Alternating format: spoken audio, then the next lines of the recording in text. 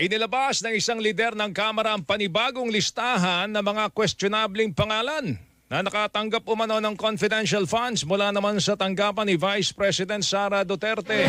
Ayon kay House Deputy Majority Floor Leader Paulo Ortega, kabilang po sa tinawag po niyang Team Grocery ay ang mga pangalang Beverly Claire Pampano, Miko Harina, Patty Ting, Ralph Josh Bacon at Sala Kasim. Ang mga pangalan ay isinimite umano ng Office of the Vice President OVP sa Commission on Audit o COA.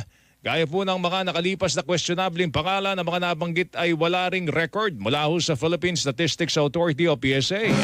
Matatanda ang una nang lumutang ang mga pangalang Grace Piatos o Mary Grace Piatos, Xiaomi Ocho, Jay Camote, Miggy Mango, mga dudo